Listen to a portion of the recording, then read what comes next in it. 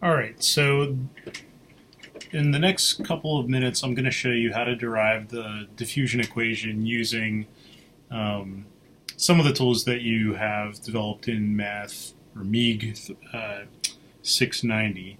So the basic idea is just to do a conservation of energy on a random control volume. So let me sort of draw it in the upper right corner. So imagine I have some blob of material and there's heat flux entering through the boundaries of the material. There's possibly heat being generated inside the material by something like a chemical reaction or maybe light absorption.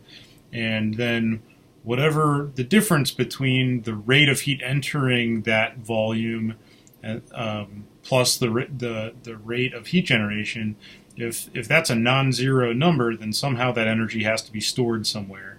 So the left-hand side of the equation is just essentially the derivative of the total amount of internal energy inside the volume with respect to time. So the rate of energy being stored is balanced by the rate of stuff coming into the volume. So now two of those integrals are volume integrals. One of those integrals is a surface area integral. So the middle term involves the rate of heat entering via flux. So that's in watts per meter squared and then times little units of area that you're going to add up.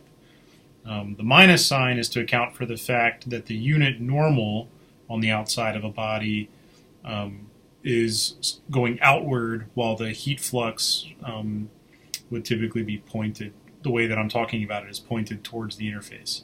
So to get the amount of energy entering the volume, you would have to use a minus sign for that.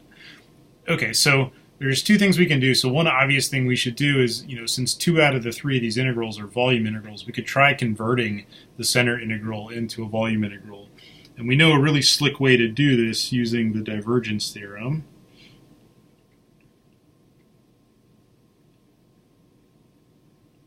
So what we'll do is so we have a term that looks like q dot n dA. We know that we can convert that into a volume integral using the divergence. So we'll convert that into something that looks like del dot q dv, and then plus the other terms.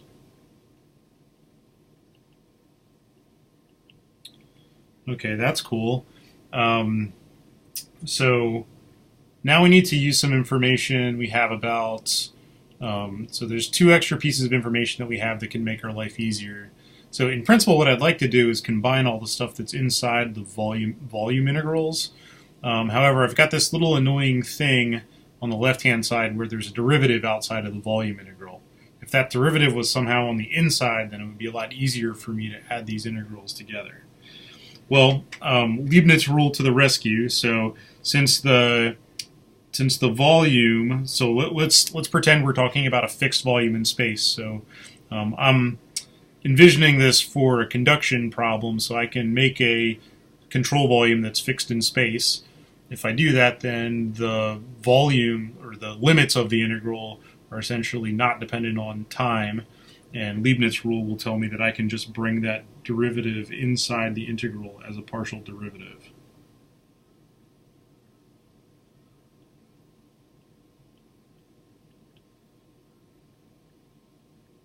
And if it wasn't completely clear already, I'm writing the energy here as the energy per unit volume, internal energy per unit volume.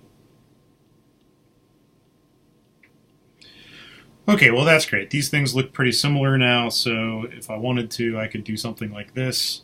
I can write, oops, looks like I changed colors. dE dt equals minus del dot q, where this is the vector heat flux, plus an internal heating component, where this is, so to give you some idea of the units, this is watts per meter cubed. So this is the internal heat generation on a volumetric basis. All right, so we have something like this. That's not quite that useful. Normally when we work with heat transfer, we like to have everything in terms of temperature. Well, there's two ways we can do that. So let me work on the middle term's the easiest one. So for this one, we can use Fourier's law.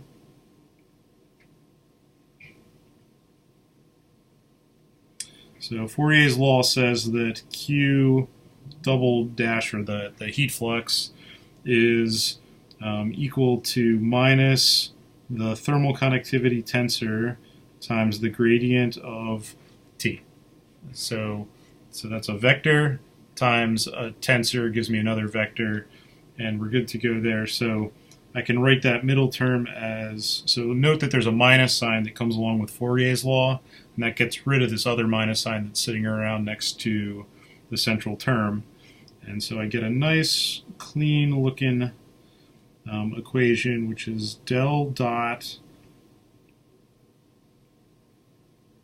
K times del T is the central term, plus we'll bring this heat generation term along for the ride. Okay, so now what do we do about this other term? So the dE dt. So let's do something about this term. So to do something about that, what we can realize is that the internal energy is somehow related to the temperature. We kind of have this vague notion that it's related to heat capacity, but the exact relationship, if we're going to be rigorous about it, involves essentially an integral over the heat capacity from 0 Kelvin up to whatever temperature you're at. And here the argument that goes with the heat capacity is a dummy argument meant to be temperature. But of course the temperature up here is actually a function of, say, x, y, z, and time. The time is the one that's probably the most important to us right now. So that means that if I want to take this partial derivative with respect to time that appears up above here, we have to do something about an integral that looks like this. Again, Leibniz rule to the rescue. So Leibniz rule, so if you can't remember it, let me write it here. So Leibniz rule says that well, technically it's about total derivatives, but here, I'll write it out the correct way, and then we'll see what happens here. So Leibniz rule says that if I'm interested in doing an integral that looks like this,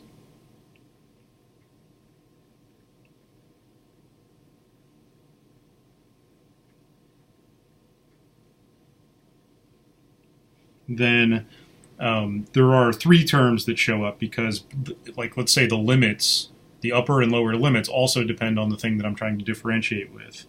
Actually, if you look at our real problem is considerably simpler because our heat capacity doesn't actually depend on the thing that we're trying to differentiate with respect to. But okay, let me write out Leibniz rule.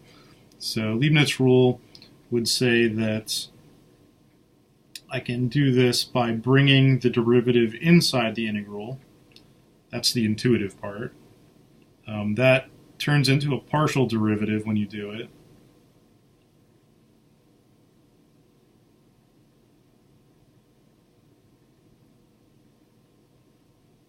And then there's two additional terms. I might have to make some space here.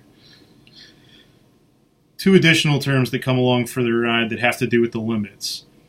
Essentially, you get a term that looks like f evaluated at x equal b times db dz minus something that looks like the limits, the other limit, dA dz. So if I kind of look at that Leibniz rule and try and apply it to the situation I have down in the lower left, essentially what I find out is that this little piece here, so if I take the first piece, that would involve me doing an integral that looks like 0 to temperature dCV d time.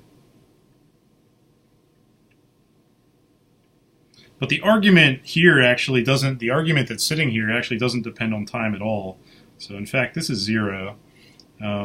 Plus there's the other terms. So the other terms are the integrand evaluated at the upper, or the derivative, okay, sorry, the integrand evaluated at the upper limit, so that's CV of t, times the derivative of the upper limit, partial derivative of the upper limit with respect to the differentiation variable. So in that case, that's this. And then the other term for us is pretty is negligible, essentially because the lower limit is 0 in our case. So in our case, the lower limit is 0, and the only thing that's left is CV dt dt. So if I write everything out, essentially what I get is something that looks like CV d temperature d time. And that is the result I'm looking for. So essentially it gives me a nice clean result for the diffusion equation, and that diffusion equation is actually valid for inhomogeneous anisotropic materials, so we really haven't had to make any assumptions. Note that the heat capacity there's no time derivative with respect to the heat capacity, even though I haven't really assumed anything about the heat capacity depending on the temperature. So you can have a temperature dependent heat capacity, and it still comes out in front of the derivative like that. So that is